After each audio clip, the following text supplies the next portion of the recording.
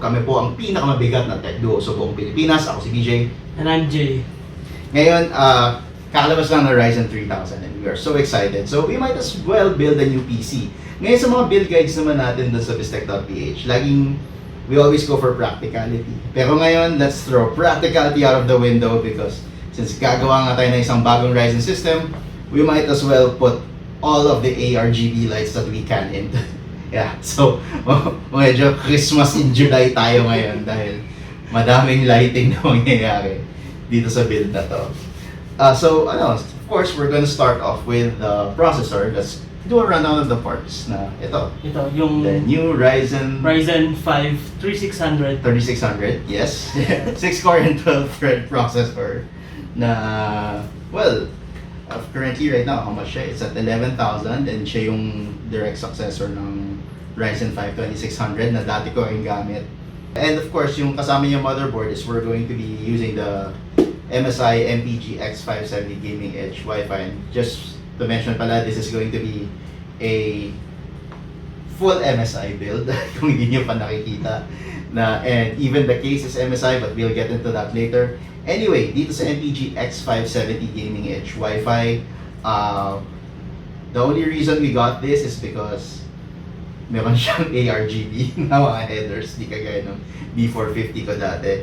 Pero kasi ngayon, sa tingin ko parang ginawa na namin to kasi gusto na namin din masubukan ng X570 because currently, hindi namin alam kung sulit talaga siya. Ang price ng MPG X570 Gaming Edge Wi-Fi is at 10,900. Yeah, so mga 11, so 22K. So, lahat ng dalawa. And yeah, na-mention na namin that we're going to use the X570 na may PCIe Gen 4 na ngayon daw currently, according to reviews, ay mainit but we're not gonna be taking advantage of that yet dahil mahal pa ang mga SSDs na PCIe Gen 4. And yeah, again, the only reason why we got this, ARGB and Mystic Light. So, ano susunod natin na part dito? yung kasunod is ito, MSI din. MSI Gaming Z RTX 2060. Yeah, RTX 2060, hindi pa super.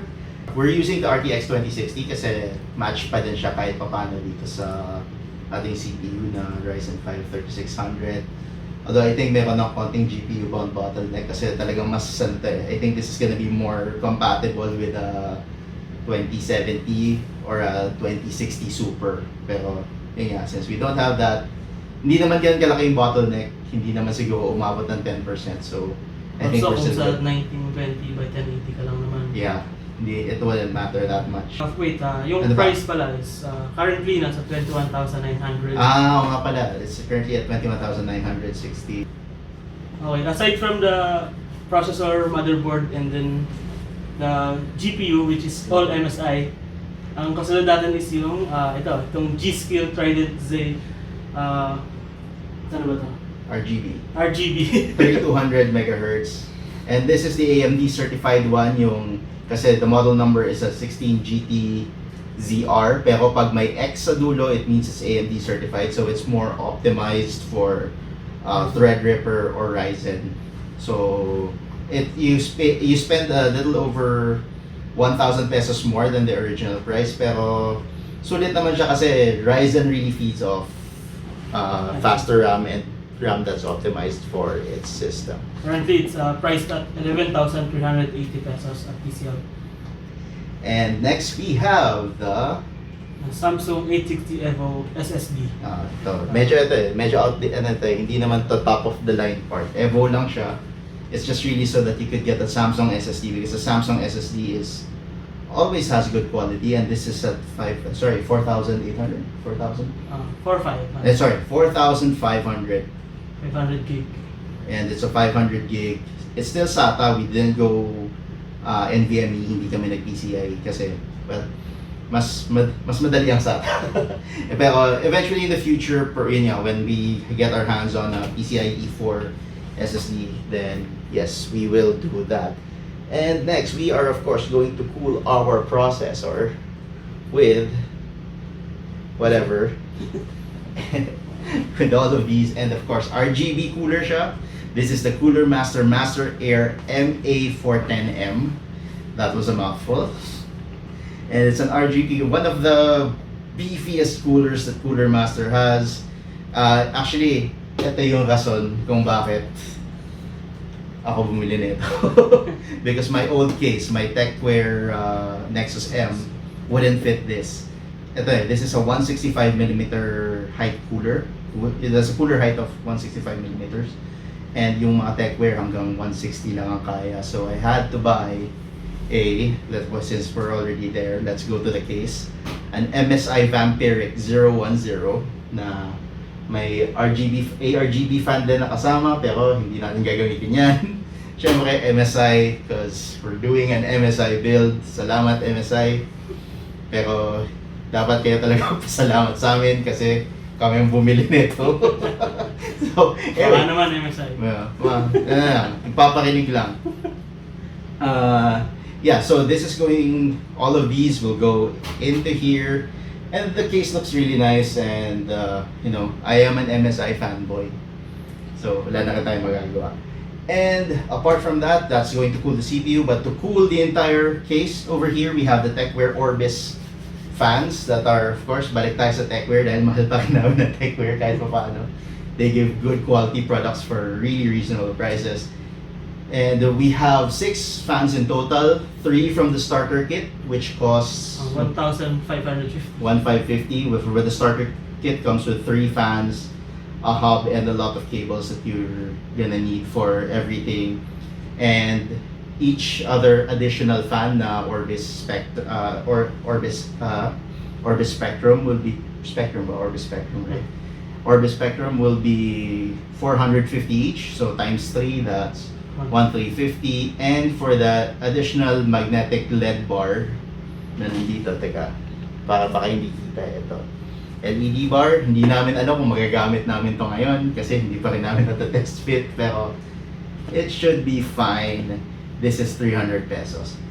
And with that, I think that's it. Oh no, what's gonna power all of this is this beast right here. The InWin Classic 750 watt, full modular, 80 plus platinum. I mean, usually this is where we need to have some discussions about power, no? Kasi ito naman, kaya naman siyang i-power ng mga 650 watts. Actually, kaya pang ang minimum 550. Pero since maglalagay tayo ng madaming lights, mas safe na rin na mag 750 watt tayo. So, para at least hindi lang tayo mabitin. And if we are planning to upgrade, well, and actually, mahirap na maghanap nito eh. So, I would estimate right now that if you could still get it, it would be at around 5,500 pesos. Pero that's not the official price in any, we're just doing that as an estimate for the purposes of this build. And with that, I guess, huwag na tayong magpaligoy-ligoy pa. Let's start the build. Let's go.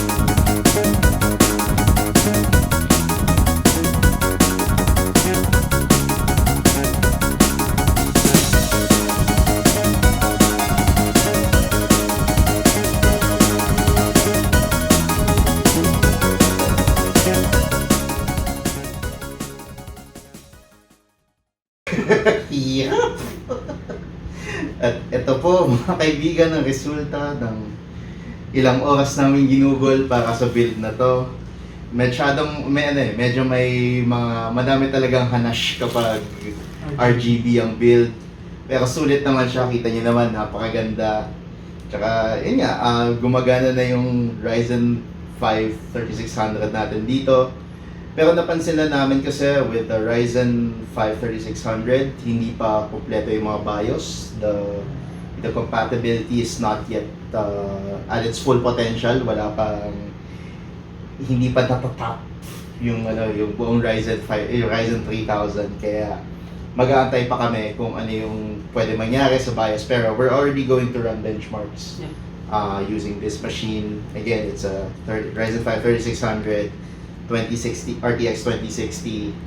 And titignan namin yung thermals kasi nga yung Cooler Master MA410M medyo malaki din yung ambag kasi napakalaki niya.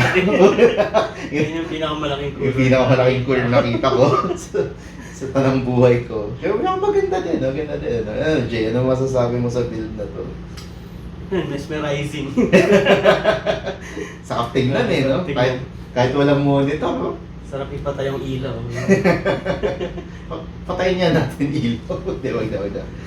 Anyway, dyan po nagtatapos ang aming MSI/Tecware RGBuild na medyo natagalan, pero yan, maraming salamat. At kung nagustuhan niyo po ang video na to, please give us a like, thumbs up, or kung may comments kayo, please go to the comment section. Yun nga, dyan nagtatapos ang ating video na ito. Maraming salamat. Kami po ang pinakamabigat na tech duo sa buong Pilipinas. Ako si BJ. And I'm Jay.